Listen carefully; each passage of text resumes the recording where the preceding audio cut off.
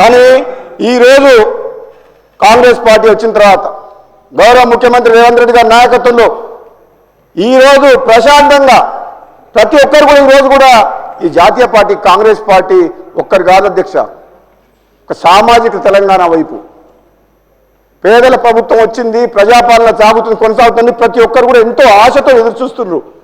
దయచేసి ప్రతిపక్ష సభ్యులు మీరు ఆలోచన చేసి ఈ ప్రజాపాలన సాగిస్తున్న కాంగ్రెస్ పార్టీ ప్రభుత్వానికి సూచనలు సలహాలు ఇవ్వండి. కానీ ప్రతిరోజు అసెంబ్లీలో కొట్లాడతాం, మీకు అధికారం కావాల్సుకుంటే ప్రజల దగ్గర పోయి వాళ్ళ కష్టాలు మాట్లాడండి, వాళ్ళ తరఫున మాకు చెప్పండి. కానీ మీరు ఈ విధంగా సభలో ఎప్పుడు అవుట్ నడిచిన అధ్యక్ష మీరు మీది అటాక్ చేసిండు, మీ సభ సొంతం కాదని చెప్పి మిమ్మల్ని ఈ సభ మీ సొంతమా అన్నారు.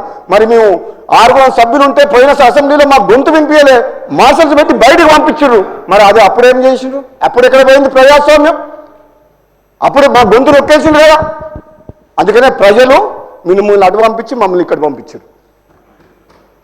అధ్యక్ష, చరిత్రలో ఎప్పుడైనా సరే చివరకు ధర్మం గెలుస్తుంది. ఆ ధర్మం నిలబడినది కాబట్టే ఈరోజు కాంగ్రెస్ పార్టీ ఇక్కడ ఉన్నది. మీ దుర్మార్గమైన పాలన 10 ఏళ్ళు అది ప్రజలు చూసిండ్రు. అధ్యక్ష, లాస్ట్కు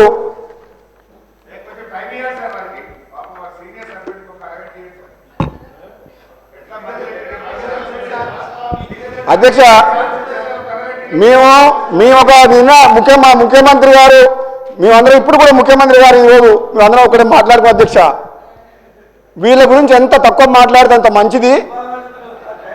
బీఆర్ఎస్ పార్టీ గురించి వాళ్ళ గురించి ఎంత తక్కువ మాట్లాడితే అంత మంచిది. మనం ప్రజల పక్షాన ప్రజలకు ఇచ్చిన హామీ నెరవేర్చే విషయంలో ఒక్క నిమిషం వేస్ట్ చేయకుండా ఈ తెలంగాణ ప్రజల కోసం పనిచేద్దాం, వీళ్ళని మనం ప్రజలు చూసుకుంటారు, వీళ్ళ గురించి తక్కువ మాట్లాడదనే నిర్ణయానికి వచ్చినాం కాబట్టి నేను ఎక్కువ మాట్లాడదలుచుకోలేదు అధ్యక్ష ఈ ప్రతిపక్షం గురించి. ఎందుకంటే వీళ్ళు మాట్లాడే కొద్దీ మాకేదో ఉందని వీళ్ళు అనుకుంటారు. వీళ్ళు గుండుసున్నాయని ముఖ్యమంత్రి గారు చెప్పారు కదా మన పార్లమెంట్ ఎన్నికల్లో. కాబట్టి మీకు మళ్ళీ భవిష్యత్తు లేదు, 1000 జన్మలు ఎత్తినా ఆ బీఆర్ఎస్ పార్టీ తెలంగాణలో అధికారంలోకి రాదు.